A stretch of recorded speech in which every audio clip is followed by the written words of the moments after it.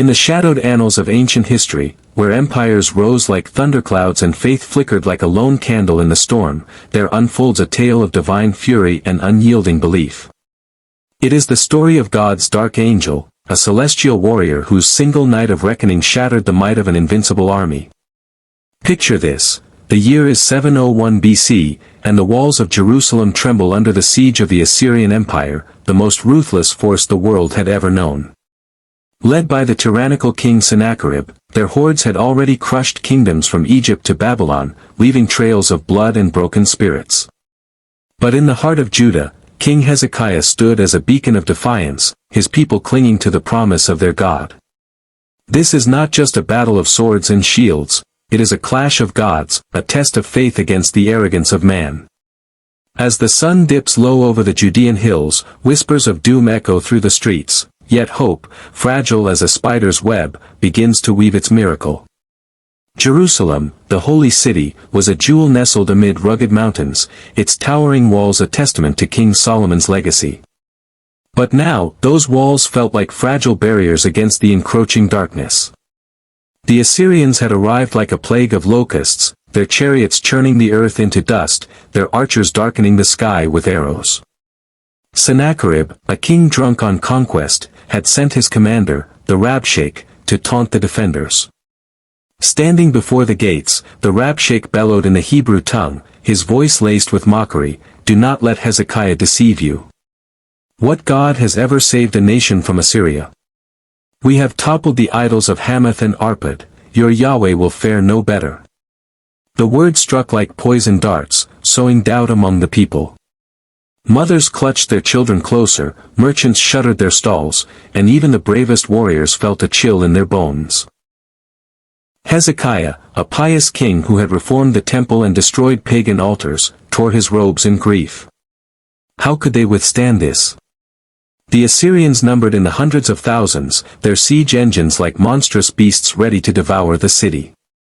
Inside the palace, Hezekiah paced the marble floors, his crown heavy with the weight of his nation's fate. He was no warrior king like David, he was a man of prayer, raised in the shadow of prophets. But the challenges mounted relentlessly. First came the siege itself, a noose tightening around Jerusalem's neck. Water supplies dwindled as the Assyrians dammed the springs, and famine loomed like a specter. Whispers of surrender rippled through the ranks, some advisors urged negotiation, fearing the horrors of Assyrian cruelty, impalement, flaying alive, entire families dragged into slavery. Hezekiah's heart ached for his people, their faces gaunt with hunger, their eyes pleading for salvation. Yet, the greatest challenge was spiritual, the blasphemy of Sennacherib. The Assyrian king had sent letters proclaiming, "I am the God of gods. Your Yahweh is a desert mirage." This was not mere war, it was an assault on the soul of Israel. Hezekiah spread those letters before the altar in the temple, falling to his knees. "O Lord," he prayed, tears streaming down his face, "hear the words of this pagan who defies you.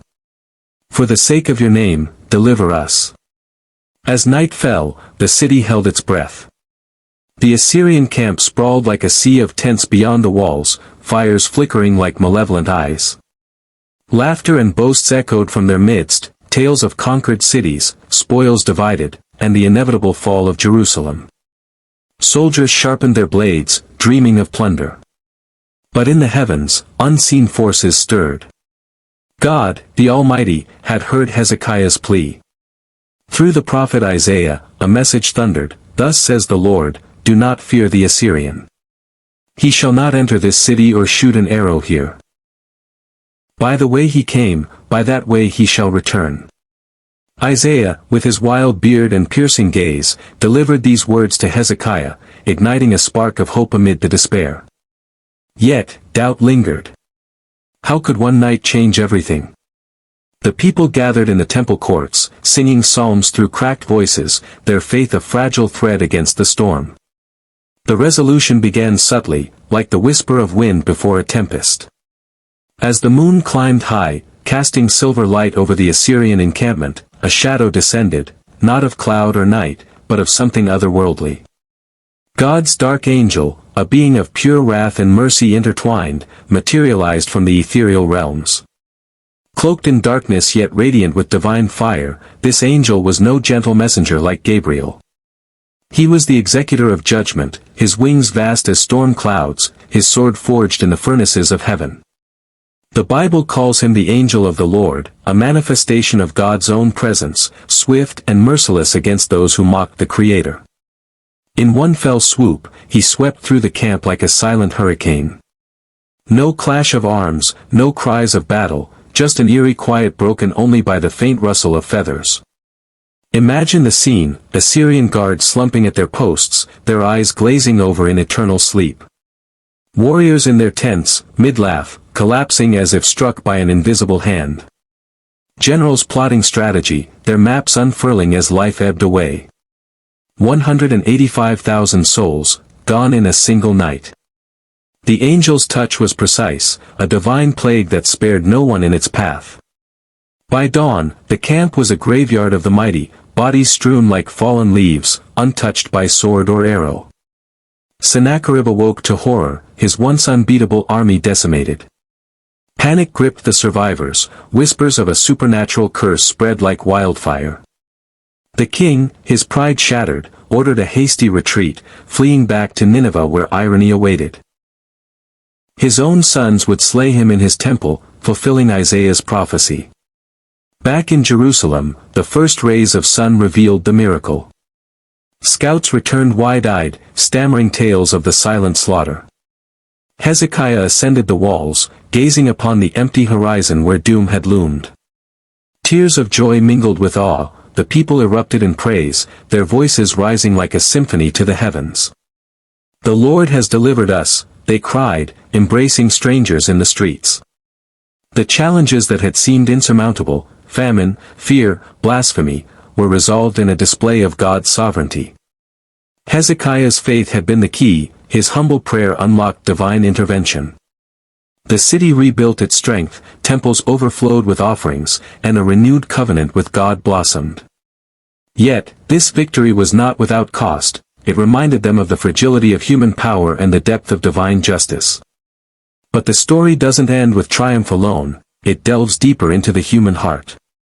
Consider the widows and orphans left in Assyria, their lives upended by this cataclysm. Even in victory, Hezekiah pondered the weight of such judgment, leading his people in solemn reflection. The angel's act was a double-edged sword, mercy for the faithful, wrath for the proud.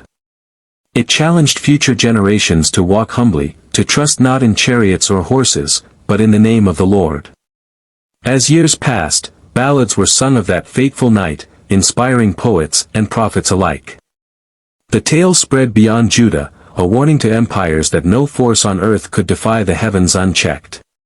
Now, zoom out from ancient sands to our modern world, where battles rage not with spears but with doubts and despairs. We face our own Assyrians, illness, loss, injustice, that siege our spirits. Hezekiah's story whispers, "Pray boldly, for resolutions come in unexpected ways." The dark angel reminds us that God fights for the oppressed, turning nights of terror into dawns of hope. In a world quick to mock faith, this narrative stands as a testament, divine power is real, patient yet unstoppable. As the echoes of that night fade, let this story stir your soul. If it moved you, the fear, the faith, the fury, hit that like button to share the inspiration.